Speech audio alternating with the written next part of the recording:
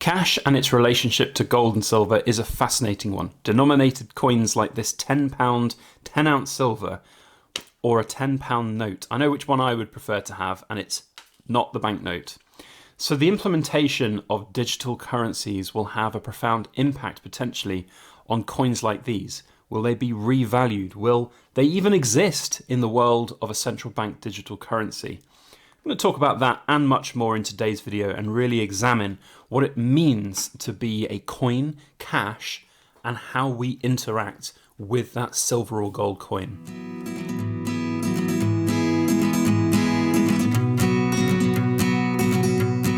Hello everybody, Backyard Bullion here, and a warm welcome to you all joining me for another precious metal ramble. I want to talk today about cash and central bank digital currencies.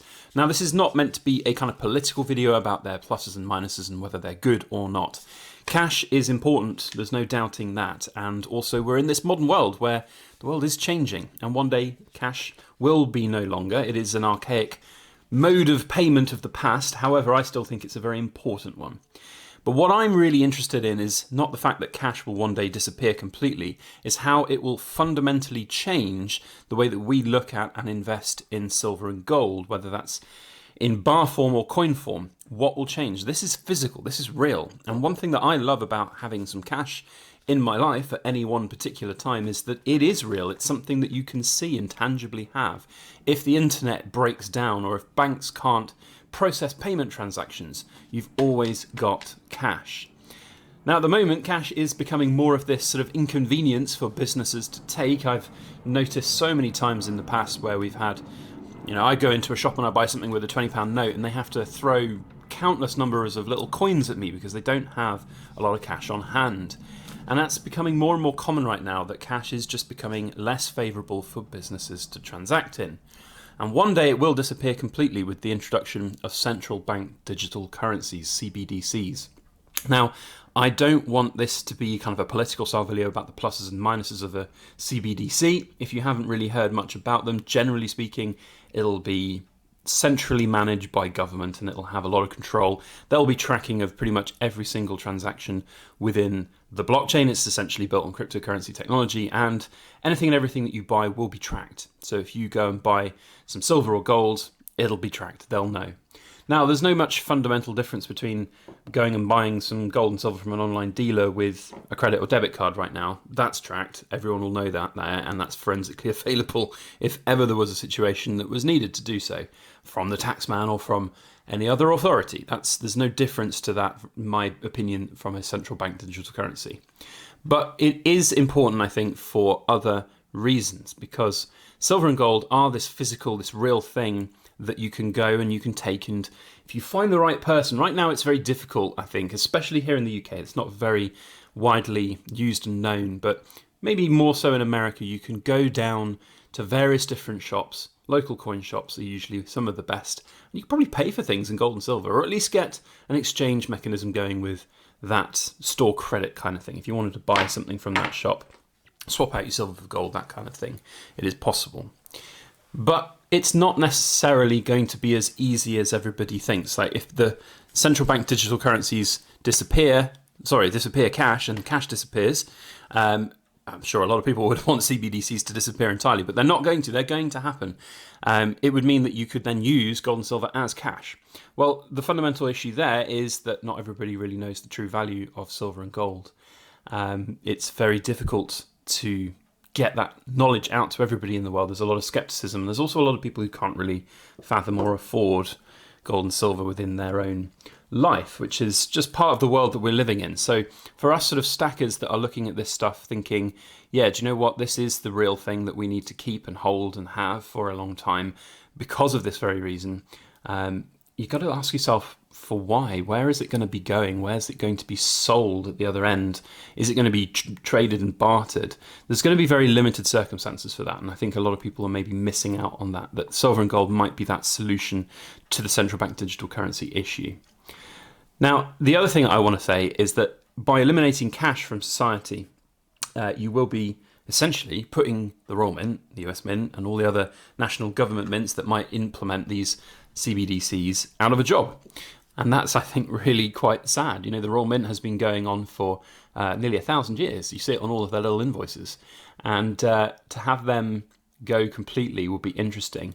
Now, the question will then come as to whether or not cash goes completely and therefore the Royal Mint can't make coins anymore. Now, the argument that, in fact, let's get a coin back up here.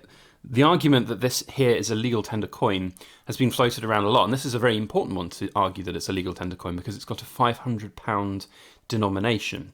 Now, it's a kilo of silver, which is 32.15 troy ounces of silver. And for those that say my maths is wrong, a troy ounce is different to an AVDP ounce.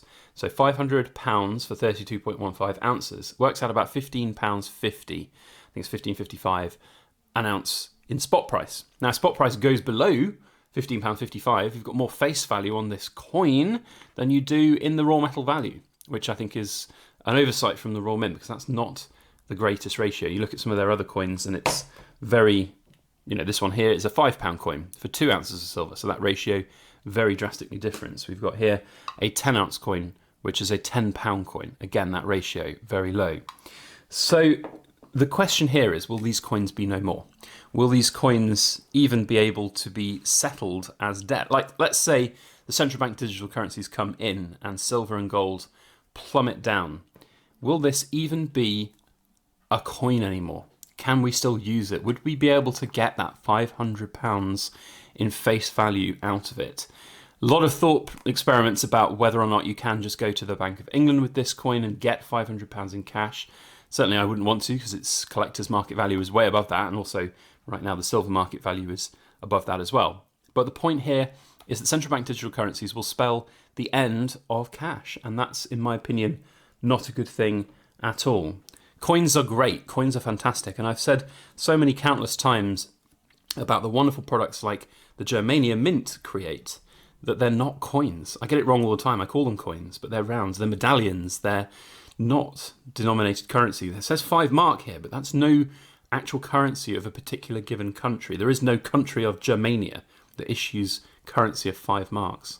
Now, they're very beautiful and they're fantastic, but they're not coins. And I think it is important to have that distinction. There are certain tax exemption statuses for coins in the UK. For example, these Royal Mint coins are all tax exempt on capital gains. So if you make a big profit when selling them, you don't pay tax on them. You don't pay tax on the cash that you make. That's important. That is important. And that will again change, I think, when the central bank digital currencies come in. Now, perhaps in a different video, I'll go through some of the pluses and minuses of a central bank digital currency, because I think there are some reasons why it would be a potentially good thing to have. But I will also be on the side of most stackers out there to say that it is a bad thing. The privacy side of things is my biggest concern. The ease, the convenience of it is great, but cash in your hand, cash in your pocket is important. Now, for me in the UK, there's not been very many opportunities to buy precious metals in cash. Maybe the odd coin fair. I've bought a few things off people in person with cash, but generally speaking, the vast majority of transactions for gold and silver are done over banks transfers, completely trackable and traceable, and credit and debit card payments, even more so.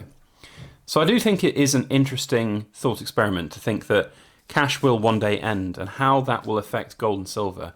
I don't think, and the whole summary of this video is, I don't think that by implementing a CBDC and eliminating cash completely, that silver will become that new component that everybody uses in society. It just won't. That's, I think, fairly obvious, and a lot of people understand that. But it is an argument that you hear a lot of from people out there, why you should buy so much silver and gold right now whilst cash is still a thing, until it's not.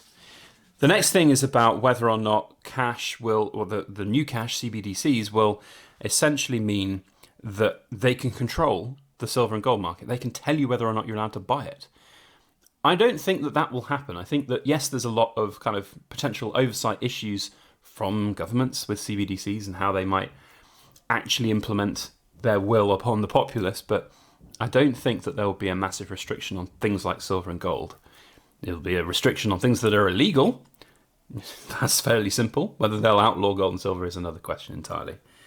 So, generally speaking, I am against a CBDC. I think that it will ruin a lot of history. Coins are a thing, and coins versus bars has been an eternal question for a lot of stackers out there. And for me, there is a certain affinity that I have towards coin form silver and gold. It makes a difference to me, and I think it makes a lot of difference to a lot of other people as well. That said though, bars, poured silver, things that aren't coins, whether it's a germanium mint product or just a big old kilo bar or something like these Monarch 3 ounces here, there is still going to be a place for them. There's still going to be a market for them. It's silver, it's valuable at the end of the day. And whilst you might not be able to necessarily exchange that with every single person you meet within society, there will certainly be silver and gold in this world when we come to the other end of the implementation of a CBDC. So don't panic, don't worry about that future. Just understand that it might shift the way the world works once again, and we'll have to wait and see whether that will be for the good or for the bad. But that's my thoughts and opinions. I'd love to know yours, so please do feel free to comment down below with your thoughts and opinions on this subject, and I'd love to know if you are in agreement or not. Even if you're not, I'd love to get in that fun debate with you, so comment down below. Otherwise, make sure to take the time to hit the thumbs up button if you've enjoyed, and if you haven't subscribed to my channel, like 70% of all the people who watch, there's a little red button down there with subscribe. So make sure you hit that, and if you want to get notifications, the alarm bell too. And the alarm bell might be useful because we're close to 40,000 subs and we're going to do a giveaway when we get there. So make sure that you hit that alarm bell. Otherwise, that's it from me. We'll see you on the next video. As always, please make sure that you like, share, comment, and subscribe for more.